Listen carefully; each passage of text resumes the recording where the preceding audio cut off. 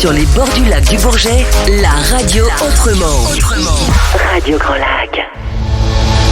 Le jeu du mouvement, la chronique de Radio Grand Lac pour retrouver la joie du mouvement au quotidien avec Joe. Bonjour camarades de jeu, me revoici, me revoilà et je suis, comme à chaque fois, toujours très heureux d'être ici. J'espère que vous êtes confortablement installés pour écouter cette chronique et que votre dos, et oui, votre dos se porte bien car oui, souvenez-vous, pour celles et ceux qui suivent, je fais le thème donc de la colonne vertébrale. Notre colonne vertébrale qui renferme tellement d'ingénierie mécanique et en même temps qui peut subir tellement de contraintes, etc. Je vous avais donc proposé de faire un petit point, on va dire, mécanique, pur, hein, et puis progressivement aller sur des notions plus subtiles, jusqu'à même des notions émotionnelles, psychologiques, puisqu'on va voir que finalement, dans ce grand bazar, dans cette grande entreprise, tout est lié. Bon, je voulais revenir, hein, à chaque fois je vous fais un petit résumé, hein, comme ça, pour vraiment remettre le sujet comme ça dans l'ordre. Hein, donc, je vous avais parlé du détassement, hein, de la colonne, car effectivement, un des soucis aujourd'hui dans nos modes de vie modernes, c'est le tassement, dû aux stations assises prolongées, dû à des efforts répétés toujours de la même façon, dans le même sens. Hein, donc c'est pour ça que si on pratique un sport vraiment en tant que tel, je mets toujours un petit bémol à dire, prenez aussi quand même le temps de faire de la véritable préparation physique, c'est-à-dire de compenser par exemple les muscles ou les parties du corps qui sont moins sollicitées en termes de force, d'endurance et de mobilité. Car oui, notre colonne vertébrale n'est pas une colonne. On a cette idée de la colonne, vous savez, la colonne grecque, stable, mais ce n'est pas son cas. Elle peut effectivement être solide, portée, mais elle a une vocation vraiment de mobilité. Et donc, il est très important, bien avant de chercher à se muscler, à refaire du sport, etc., si on a des soucis de dos, qu'on sent que on a un dos un peu fragile, la première chose, ce serait vraiment de le remobiliser. Si vous avez un chat, si vous avez un chien, observez-les simplement sur une journée, le nombre de fois où ils vont étirer et mobiliser leur colonne vertébrale. C'est énorme. Observez un être humain, vous apercevrez que très peu le feront. Or, jusqu'à preuve du contraire, biologiquement, nous sommes des mammifères. Et donc, ce besoin, en fait, de s'étirer le dos, faire le dos du chat, justement, ou de s'étirer le matin au réveil, ou après un petit repos, une petite sieste, ou après une station assise prolongée, devrait être instinctif. Alors moi, c'est ce que je propose avec le jeu du mouvement, si vous voulez, c'est de rallumer le petit feu des cellules à l'intérieur, si vous voulez, puisque vous pourrez avoir tous les programmes du monde, toutes les vidéos que vous pouvez trouver aujourd'hui en ligne, etc.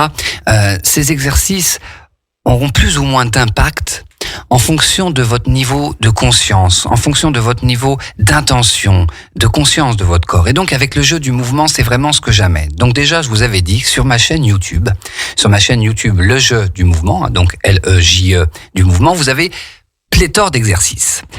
Et notamment, sur la partie playlist, j'ai mis des mobilités, ce que j'ai appelé routine matinale, routine de mobilité, routine de gainage. Et du coup, vous aurez comme ça des exercices autant de renforcement de la colonne vertébrale que de mouvements de mobilité de la colonne vertébrale. Ce sont des vidéos très courtes, puisqu'on m'a toujours dit « Jonathan, je n'ai pas le temps ». Et donc, j'ai proposé ce format en ligne pour faire ça là où vous le souhaitez, comme vous voulez, depuis chez vous ou ailleurs, et pour que vraiment vous soyez accompagnés et au fur et à mesure que vous deveniez autonome à comprendre les mécanismes, car il y a de l'anatomie, puisque visualiser comme ça les os en mouvement, c'est très important, puisque c'est vraiment la consigne que je vais donner. C'est de visualiser nos os en mouvement.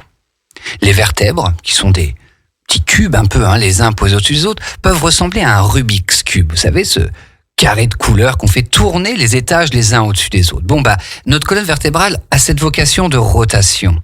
Donc, travailler la rotation de la colonne vertébrale est très très bon pour essorer aussi les disques, ces petits parties composées essentiellement d'eau qui sont entre les vertèbres. Ces disques, en fait, tout simplement se déshydratent par effet de tassement, en marchant, en étant en position assise, en faisant des efforts, etc. Il est donc important qu'ils se nourrissent en se réhydratant. Et donc, pour se réhydrater, je vous avais donné cette image du fil qui vous tracte le sommet de la tête comme une marionnette. Bon, la sensation de se déplier de l'intérieur. C'est pas du tout la notion, comme on a souvent pu entendre, tiens-toi droit, qui fige un peu le bonhomme, un peu au garde à vous. Vous voyez, non, c'est l'idée vraiment d'être détassé justement et donc d'être suspendu. Il y a le sommet de la tête vers le haut et il y a le bassin, les fesses, vers le bas. Et donc avoir une sensation d'allongement, d'étirement, d'espace entre le bassin et la tête va permettre à la colonne tout simplement de se détasser. Et donc, les disques intervertébraux composés, comme je vous le disais, d'eau entre les vertèbres qui permettent d'amortir les chocs, de mobiliser, etc., eux vont pouvoir se réhydrater. Se mettre à quatre pattes est une très bonne technique. Alors, bien sûr, il y a les poignets, il y a les chevilles, il y a les genoux, on est bien d'accord. On peut se faciliter un peu la tâche avec un ballon, peut-être sous le ventre, avec des coussins sous les genoux. Mais se mettre à quatre pattes permet une sacrée décharge de la colonne vertébrale. Et tout comme le font les chats et les chiens, on peut enrouler le dos, le creuser lentement en inspirant, souffler pour l'enrouler, voilà, de remobiliser comme ça sa colonne. Quelques minutes suffisent. L'idée, c'est la fréquence, si vous voulez, c'est la répétition qui va compter. C'est pas, j'en fais 1 heure à fond le mercredi et puis je m'arrête tout le reste de la semaine. Non, c'est j'en fais 30 secondes le matin, 15 secondes à midi, 3 minutes le soir, 2 minutes le matin, 1 minute le midi, 30 secondes le soir. Vous voyez, c'est la répétition, la fréquence du mouvement qui va vraiment compter. Chaque étage de la colonne a une mobilité propre. Au niveau du bas du dos, les vertèbres lombaires, c'est l'étage de la flexion-extension. C'est-à-dire, c'est le mouvement du bassin, qui est comme une bassine. Je vous avais donné cette image, qui peut se renverser soit vers l'avant, soit vers l'arrière. Et donc, ce qui va entraîner le bas du dos à se creuser ou au contraire à s'enrouler, se décreuser, du coup, se délordoser en termes techniques. Et donc, cette bascule du bassin est très, très importante à entretenir, mais avec le moins d'efforts possible. Et oui, je suis un coach sportif particulier qui demande aux gens de ne surtout pas contracter leurs muscles. Ou tout simplement parce que quand on contracte, quand on serre les muscles, on bloque les os. Or, l'idée, comme je vous le disais, de la mobilité, c'est vraiment de faire glisser les os entre eux, de faire rouler les os. Et pour cela, il faut que les muscles soient relativement souples. Donc, il faut avoir cette notion que nous sommes composés d'eau essentiellement. Et donc, d'avoir dans la mobilité cette notion de flottement, d'accord, de glissement, comme si nous étions dans l'eau. L'étage au-dessus, au niveau de la cage thoracique de la poitrine, c'est l'étage de l'inclinaison, quand je me penche sur le côté, et de la rotation, quand je me retourne. Et enfin, au niveau de la nuque, des vertèbres cervicales, il y a à peu près toutes les directions possibles. Flexion, extension, rotation, inclinaison. Simplement, il y a le poids de la tête à prendre en considération. Donc, pour mobiliser vos cervicales avec la tête, je vous invite à y aller très, très lentement. En inspirant et en expirant profondément à chaque mouvement de tête. Comme si elle était tractée par un fil. Les épaules peuvent rouler pour libérer la partie haute du dos, comme un chat, en ouverture de poitrine ou en enroulement du haut du dos. On peut faire des mouvements donc de rotation. Je tourne mes épaules vers la droite, je tourne mes épaules vers la gauche. On peut aller s'incliner sur le côté.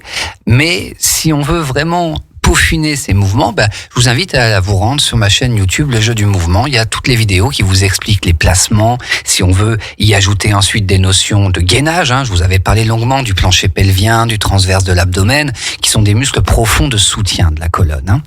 Quand il va s'agir ensuite de renforcer le dos, je vous invite à vraiment avoir conscience que le dos doit avant tout être détassé et mobilisé.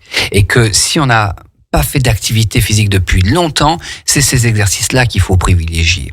Quand on veut vraiment après muscler son dos avec des tractions, etc., il faut déjà avoir, si vous voulez, construit une bonne charpente en dessous avant de chercher à s'activer sur des muscles plus gros, plus forts, etc. Donc vous avez tout un extrait de plein de vidéos pour vous montrer un petit peu la manière dont je travaille sur donc ma chaîne YouTube, sur Instagram, le jeu du mouvement, toujours JE. Sur Instagram également, je propose plein de petites choses sur les techniques de gainage, de mobilité du dos, etc. Bon, dans la colonne vertébrale passe le système nerveux, plus précisément la moelle épinière qui va glisser le long de la colonne, et de là vont sortir toutes les paires de nerfs de chaque côté qui vont aller innerver la tête, les bras, les viscères du ventre, les jambes, les membres inférieurs. Automatiquement, l'état de notre colonne vertébrale, que ce soit son état de mobilité ou de tension ou de rigidité ou de douleur, impacte directement notre système nerveux dans son fonctionnement, automatiquement. Il y a donc automatiquement un lien après avec les sentiments, les émotions que je vais pouvoir ressentir. L'état du dos est énormément lié à nos états émotionnels. Quand nous sommes en stress, ce qui arrive très souvent, alors je vous ferai des petites différenciations. Il y a différentes formes de stress. Il est très bon. En fait, c'est un instinct de survie, le stress. Le truc, c'est qu'aujourd'hui, on le prolonge. Et c'est ça tout le problème, en fait, c'est que le stress doit être dans la notion d'urgence. Si vous voulez, je dois vite aller chercher quelque chose, attraper mon bus, mais une fois qu'on l'a attrapé, c'est fini. C'est arriver à se débarrasser du stress. J'entends souvent les formations de gestion du stress, mais c'est pas du tout le gérer, c'est s'en débarrasser, c'est comprendre ses mécanismes de fonctionnement, comment il arrive, et très tôt s'en débarrasser. Le travail sur la respiration, pour ça, va être très efficace. Quand je me suis un peu énervé, quand je me suis un peu agité, je glisse sur un toboggan en soufflant. Et je le répète 3-4 fois. Comme si je glissais sur un toboggan, pour évacuer les tensions. Puisque nos émotions, si vous voulez, vont s'accumuler. Alors, c'est de la chimie après pure, mais elles vont s'accumuler dans nos cellules. Et, du coup, vont, par la suite, pouvoir créer des tensions, des crispations, des contractions, des problèmes de circulation. Donc, en respirant calmement et profondément, en utilisant des techniques de respiration, je vous en avais déjà donné, vous pouvez toujours réécouter les chroniques précédentes sur Radio Grand Lac, biensur.com. Le travail de respiration va bien sûr pouvoir être accompagné, sentir que comme si en fait notre colonne pouvait respirer dans les mobilités, dans tous les mouvements, à quatre pattes, m'allonger bien évidemment sur le dos. Si on n'a pas trop de soucis sur le ventre, sentez à respirer sur le ventre en prenant conscience de votre dos. Travailler contre le mur. J'invite beaucoup moi mes clients, mes élèves à travailler contre le mur parce que les murs nous donnent vraiment de bonnes indications sur nos placements. Et sur Instagram, j'en avais mis quelques exemples. Retravailler son extension, c'est-à-dire se pencher vers l'arrière, retravailler tout doucement sa flexion. Bon, on va voir que les sources de douleur peuvent être très nombreuses au niveau du dos.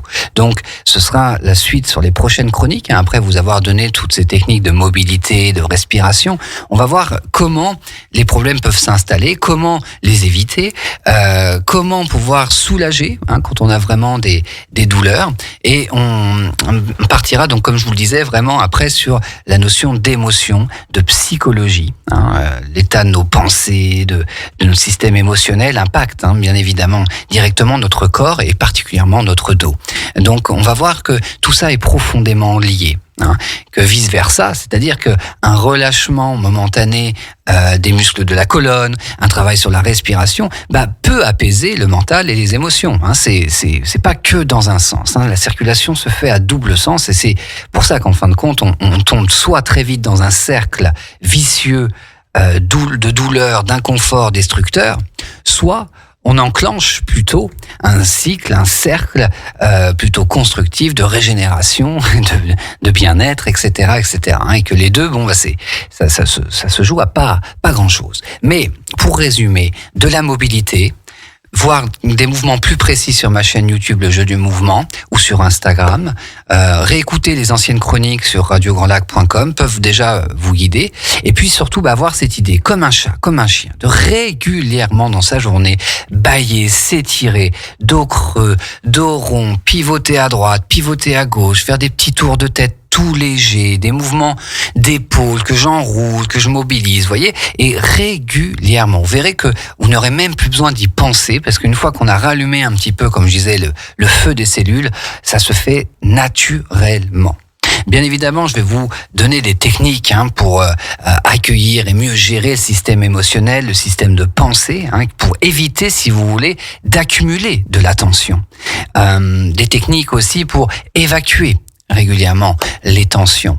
Je vous inviterai bien évidemment toujours à pratiquer, appliquer, tester ce que je raconte, même si vous ne me croyez pas, je vous demande pas de me croire, mais au moins d'essayer et voir si pour vous ça fonctionne. Et bien évidemment, dans tous les cas, en le faisant comme je vous le propose, vous ne courez aucun risque, au contraire, ça peut être que mieux. Donc, de tester, et si ça vous convient pas, vous passez bien évidemment à autre chose. Je m'aperçois qu'il est déjà l'heure, mes camarades, donc prenez soin de votre dos, entretenez-le, mobilisez-le. Bien sûr, je m'en vais, mais Radio Grand Lac ne se termine pas aujourd'hui. Il y a une heure, une commune, à 17h, avec la Biole, aujourd'hui, au jour. C'est bientôt l'apéro avec Sylvain à 18h15. Et une grande première sur le cinéma qui s'appelle 16/9. Et ça, c'est à 19h30. Voilà, 16/9 émission sur le cinéma, c'est la première ce soir à 19h30. Quant à moi, avec joie, je vous retrouve dans 2 semaines. À bientôt mes camarades.